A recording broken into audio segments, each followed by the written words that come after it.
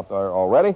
We came close to a new high in Houston today, and it's hard to believe that in this heat, some thoughtless folks still lock up their cars, roll up the windows, and let the kids stay inside while they go shopping. That's what happened at a Randall's parking lot where Dave Walker's standing by now. You say it's 92 degrees there, David? Is that it? Ron, it looks to me like 95 and rising up toward 100 degrees. It is really hot in a parking lot. The asphalt reflects the sunshine, even doubling what it would normally be. It did happen yesterday, just like you said, and it's much hotter inside of a car than it is outside. So what we're going to do is take this temperature gauge and put it right over here in the dash, and we're going to see how quickly it can get hot inside of a car.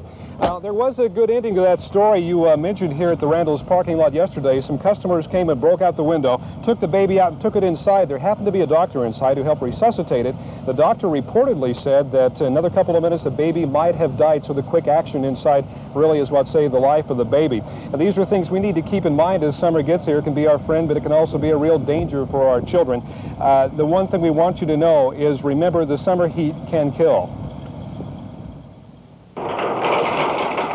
It's something that they just overlook, or maybe they're in a rush and they don't think about it. Sven Kinden and other sackers at Randall's have often seen children left in cars, but before they were never really sure what to do. But yesterday's incident has made the Randall's management acutely aware of the problem. Training sessions have been planned to teach the employees to be on the lookout for children left in cars. It's not just a Randall's problem, though. Shoppers have noticed it everywhere. I have seen it, yes. I don't do that, but I don't like to see it at all. I've got a child and a pet, and that's just not safe. It gets too hot. It makes me angry and worried, too. I almost want to find the parent and ask them to please take your child with you. They could install a hot box in these parking lots, and when someone's caught leaving their child in the car, or a dog, or a pet, they could put the person in the hot box, sentence them to a couple hours in the hot box for a little sensitivity training. That may seem a bit extreme, but leaving children in a car is an offense punishable by a fine up to $200. If the child were to die, charges of involuntary manslaughter probably would be filed. Police say the problem is common at supermarkets because people think they're only going in for a few minutes. They leave them in the car, they think they're going in for one or two things, but most people buy a lot of groceries. I mean, they may be in there an hour or so. And as you can see, it doesn't take very long for it to get hot, 120 degrees plus. Now, we've checked this out, and it actually, when it's 95 to 100 degrees outside, inside of a car, it can get up to 140 and 150 degrees. Nobody can stand in that heat very long, Ron. If you put them in a hot box, they certainly wouldn't, and your children can't even for a few minutes. Good example, Dave. Thank you very much. Dave Walker out at a parking lot where it was getting hot. The largest air show ever. Dave Walker has had a great assignment spending a day with members of the Confederate Air Force, and he joins us now out at Lakeside Airport on the west side. Dave, how are things going, fella? Ron, if I said they were flying right along, would that be a terrible pun? Bad pun. I'm sorry. All okay. right. If I didn't say it, you would. Oh, I'm in a hangar full of World War II vintage aircraft, like you said, Confederate Air Force. This baby right here, just a few 100,000 air miles on it. It is a mocked-up Zero. Actually, it is a T6. Come up here with me. T6 trainer used to train World War II pilots, and I have the audacity to actually climb in this cockpit. This is great. Every pilot's dream to do this. Now, they said I could, but I can't start it up. Two reasons. The best one is I don't know how. I even got the glasses, Ron. These are just for you, okay? Okay, World War II flying ace, Dave Walker, reporting that this is just not a lot of fun for the guys who fly these airplanes. To them, it's also flying a piece of history.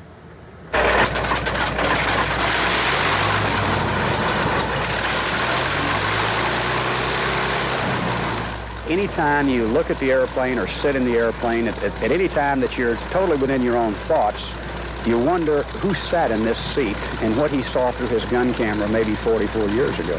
It could have been a train that he was strafing. It could have been an ME-109. It could have been a Japanese Zero. And you wonder, just if you could go back and see the history of the plane itself, about who the men were, and are they alive today? Did they make it out? How many kills did they have in the war? What was their contribution to the war? The brake system is like an old Buick car on them. It require a lot more attention than a newer airplane. You have to really stay on top of them because of their age. It probably equates to a minimum of 5 hours on the ground for working on it, 5 to 10 hours for every hour of flight. Is it worthwhile? Oh yeah, especially in an airplane like this. You know, you're not flying an airplane, you're flying a piece of history.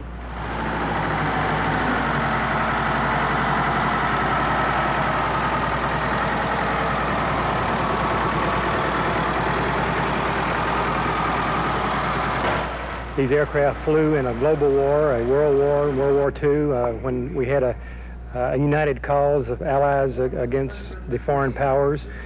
These aircraft, there are very few of each of these aircraft left. Some of these are one-of-a-kind aircraft, and this is the only place you can see them. It is the only flying museum of this size in the world. Okay, you know, it's going to be a lot of fun coming up this weekend. A lot of airplanes out there at Ellington Airfield. Go out and have a great time. It helps support the Flying Museum, the Confederate Air Force. Ron, it's going to be a great time this weekend out there. Ellington Field this weekend. Thank you, Dave. That severe thunderstorm warning. Dave Walker's been at a shelter in Lake Charles for a lot of the day. Let's go to News Star 2 for another live report. Hi, David. How you doing, Ron? I hope you're dry. It's a little bit wet in Lake Charles. It hasn't quite passed us by yet, as Doug said. You can tell back there the winds have picked up. The rain is coming down again. Between 3.5 and 5 inches of rain has fallen here in Lake Charles today. But still, Danny really didn't pack much of a punch here today. As a matter of fact, the roads to Cameron have been reopened and people have gone home. The exodus began, I'd say, around 3:30 this afternoon. People began folding up the blankets they brought with them, gathering up the box fans they had, their games, pillows, everything they had with them, clothes and food, putting them in their cars and heading back home to Cameron from Lake Charles. The big question they have right now, though, is what's going to be there when they get there. A lot of flooding, low-lying areas. It's very much so a marshy area, as we all very well know. That leaves a lot of unanswered questions about their future right now, and we're going to try to answer a couple of those. I have a guest with me this afternoon, Ron, Mr. Gordon Tugwell, who is the disaster chairman for Red Cross here in Lake Charles, and you've got a big job ahead of you. What's the first step tomorrow? Well, first thing we'll be doing is we'll have survey crews out to see what the damage is in Cameron Parish, see if there is a lot of damage, if there's very much flooding, if people have homes to go back to. Right now, from what we understand from Civil Defense Director in Cameron, everything's in pretty good shape. The roads are open. Most of the areas that are lived in are high enough to where that area is not flooded. So we don't anticipate a lot of problems in Cameron, but we won't know until we go in and survey. Okay. Danny was good to us then. It was pretty good to us. It was a fairly light storm. We're compared pleased. To others especially. Compared to others, yes. We're pleased. All right. Thank you very much. I appreciate that. Thanks for being with us on Channel 2. Most people, like I said, have gone home, Ron, and there are another couple of hundred or so that are around the city that'll be going home soon. Those other areas are still affected, don't get me wrong, but for the most part, it's over here, Rod. Dave, I hope you get to come home soon. You've done a great job. You've put in yeoman work, as have all the Channel 2 people. A little bit later on in the newscast. Central Louisiana life is starting to get back to normal for the folks who got out of Danny's way. Dave Walker is with News Star 2 in Lake Charles in Central Louisiana tonight, where the people there are relieved that Danny has come and gone. Dave? Jan, I think you said it all right there. They're very relieved because it could have been much worse. They remember back in days gone by when hurricanes really did damage here and killed a lot of people. That wasn't the case. Danny didn't have just a whole lot of punch. People went home back to Cameron earlier today, about 3:30 or so, and I think the way to sum it up is to say that they were just as anxious to get home as they were to get here for shelter in the first place. They've been through too many hurricanes to try and second-guess how bad one will be. Many are survivors of the 1957 Hurricane Audrey. Others have heard how it came ashore at Cameron, killing as many as 600 people. There's not much between us. There's just a marsh between us and the Gulf. We live right on the front ridge. So, that's why you came up here? Yeah, it's better safe than sorry. We moved from Chicago, and I'm not taking no chances. The Red Cross has been providing meals since Wednesday, and volunteers say they're prepared to continue through the week. We could keep them for as many as several days, maybe a week, but I don't anticipate that. We going back home? But by mid-afternoon, the road to Cameron was reopened, and the one-day refugees were as quickly on their way back home, but not without some fear of what they might find. We live right on the water, and we've got some water probably in the houses. We're just going to go and check it out and see, you know. We know we ain't got no power or anything, but we just want to make sure all of our stuff's all right. Danny left his mark on Lake Charles with downed trees and power outages. Local authorities will begin an assessment tomorrow if the rain lets up. And apparently that rain has let up. You can see behind me right now just a very light rain. It's been pretty heavy today with a lot of high winds doing just a little bit of damage as we saw on the tape there. Jan, but they are hoping that this is really going to be minimal and maybe just some simple cleanup is all that's going to be needed to get people's lives back in order tomorrow. That would be good news. And Dave, it looks like the people there have a very healthy respect for hurricanes, the way they evacuated, got out of the way. They really did. Now, there were some diehard people that stayed in their homes down on the coastline that say they wouldn't get out of there, but I think those are some of the newer people that haven't really lived through some heavy hurricanes. The rest of the people came back up here, and we talked to several who said they just won't fool with them, even if it looks like it's going to be a small one, which Danny was. All right. Thank you very much. Dave Walker reporting live with our News Star satellite. Dave Walker's at the Concord Apartments. Ron, without a doubt, these are the worst living conditions I've ever seen. You can see some of the trash piled everywhere. The whole place has become a dumping ground. Come back here with me for a second. I want to show you something. A lot of the apartments are empty now. They've been vandalized. A lot of the windows are out. Trash thrown everywhere. Vandals have come in and have literally taken out everything. Their refrigerators are gone. The stoves are gone. Anything that can be taken out has been taken out. The swimming pool has become the cesspool. Trash has been dumped in there also. Obviously, this is no way for people to live, but still some people are forced to live this way because, as you said, the people who own the apartments are not paying their utility bills. The lights have been cut off. Tomorrow the water will be cut off. Right now there just doesn't seem to be anyone who can do anything about it. Come on back, guys, come on back. Those who can are packing up and moving out tonight. Let's start carrying the stuff. They say even though they will be losing the rent money they paid in good faith, they have no choice. As you can see, we're not wealthy people here. You know, we just get by, you know, day by day, and this is not, and we all paid our rent. We were good people till the management just went out on us. All of a sudden, there was nobody to go tell nothing to. With the electricity turned off, the barbecue grill has become a necessity for those who say they have no choice but to stay. Everybody's waiting till the first because that's when we'd all have money and we're supposed to have lights till then.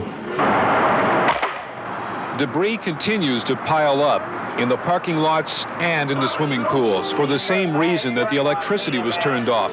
The owners did not pay their bills and the trash pickup company took the dumpster away. Tenants say these are marijuana sprouts growing in the former manager's apartment. They say it only adds to the filth here. And at least a half dozen families are waiting for the first of the month and paychecks that will help them get new apartments. But with no references, getting a new apartment will not be easy for some. Could you move out if you wanted to? If I wanted to? Could you find another place right now? Sure, the street. The tenants tell me that the health department has been by every day this past week. Still no answers yet when they ask them, well, who's going to help clean this up? Who's going to get some of the debris away? I know Dr. Houghton is very concerned with health. He tells us that every time we look at another restaurant story that we constantly do out here. I wonder how concerned is the health department about this, and when is something going to be done? Those are questions we can't answer at this point, but certainly ones we're going to be looking into tomorrow and into the week until something is done out here. All right, David, thank you very much. It fell. Dave Walker, News Star 2 are there with the almost annual conference. What's going on, David? Well, Ron, I've got 12,000 very happy and very muddy people out here tonight. The clouds have moved off. The stars are out and shining. Willie Nelson's about to come on stage, we believe, just momentarily. Well, this one may not be as big as the one in Boston or the Washington Mall. It's still very much so a national event. Nonetheless, some of the biggest country stars in America are playing here tonight. Johnny Cash was a headliner. Neil Young performed. They're the happiest looking people. I mean, this is a great birthday party, you know. And Chris Christopherson played. Love is hard to find. But it was Willie Nelson's 4th of July picnic, and that's who the fans from all over the world came to see. Well, they all are a big attraction, but Willie Nelson's all the way, man. We've seen him quite a few times over in Hawaii, and it's good to see him on his own turf. But it's not just the fans who say Willie is the king. The stars who are performing with him tonight also agree with that coronation. Willie's sort of like the father of our country. Well, I don't know. You start wondering, now, who would you get out in weather like this and go see? Well, Willie Nelson. 25,000 were expected today, but with heavy rain and deep mud, only half that number showed up. But no matter, Willie says he'll still plan another 4th of July picnic next year and hope for better weather.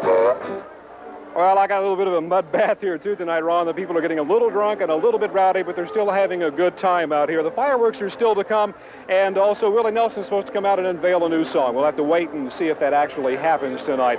Dave Walker reporting live from Austin via News Star 2. All right, Dave. Thank you very much. Dave's a good sport. Dave Walker is with Operation Starburst at Fort Hood in Central Texas. He has a live report. News Star 2. Dave? Ron, you thought I was with a bunch of soldiers, I guess, right? Well, that's only partially right. These guys are also our neighbors. The 1st of the 133rd Field Artillery is headquartered out of Houston, and they're from all over East Texas, including Houston and Beaumont and other areas. These guys have been out 2 weeks. You want to say hi, Mom? It's okay.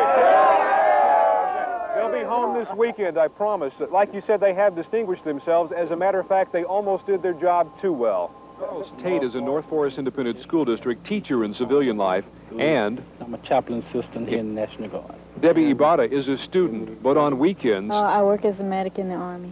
And Stan Darlin works at Houston fast food restaurant. For the Army, I'm a surveyor. Okay. These civilian soldiers from Houston are part of the 1st of the 133rd Field Artillery Unit in the Texas National Guard. And because of their deadly accuracy with the howitzers, the 1st of the 33rd is one of the top-rated field artillery units in the Army, reservist or active duty. In fact, now that they've scored so high on this test, they want to lobby to the division commander to send us to Germany on Reforger with the active Army. Or that could turn around to Central America. Well, if that were the mission given to us, we're prepared to react to whatever is given us.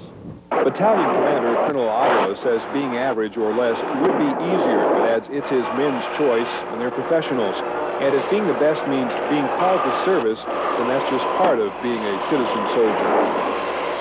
A lot of the guys in the 49th are talking about Central America because it's a hot spot, and some of their guys have already been down there already, as you know. Some of them feel like they will be back over there, but it's yet to be seen. There's no commitment at this time, Ron. Okay, Dave. Thank you very much. Dave. Somewhere in Fort Worth, Jesse Jackson is soliciting votes and funds to keep his Rainbow Express going. We need a new direction. We need a new direction. But not all of the news crews assigned to cover his campaign were there. Something has gone wrong. Mr. Murphy's Law was at work. The press bus ran out of gas in the middle of nowhere. And while the driver dashed for fuel, NBC producer Don Critchfield got out his handy-dandy portable radio telephone to call for help. Except the batteries didn't work.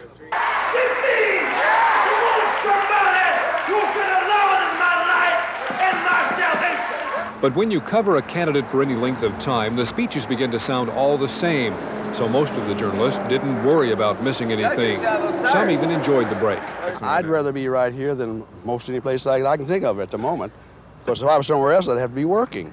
Breakdowns and delays are common on the Jackson campaign. Most have become used to it. In fact, sometimes the Rainbow Express is even a challenge. Jesse Jackson has a quote often repeated on this campaign that some boats are stuck on the bottom while others sail smoothly along. Well, this boat has sunk. Dave Walker, Channel 2 News, with the Jackson campaign someplace near Dallas. It was a day they worked for all year. 4 straight A's or perfect attendance. 17,000 HISD students were rewarded with a free trip to Astro World. But this year, several hundred students with perfect attendance were not allowed to go. Those with failing grades fell victim to the no pass, no play law. Lawyers, legislators, educators, and many others have spent hundreds of words in the debate over the pass-fail issue. But the kids who made the grade and are out here today have only 2 words for those who did not. Too bad. Too bad. Really? Too bad. Too bad. Well, I think it's fair. I mean, if you make good grades and you pay the price of making good grades and being here every day, that you should get a day off and come. While the kids had fun at Astro World, the arguments over no pass, no play continued in the 334th District Courtroom. A dozen lawyers are trying to convince Judge Marcia Anthony that no pass, no play should not apply to all extracurricular activities, while a dozen more argue that's exactly what the law is intended to do.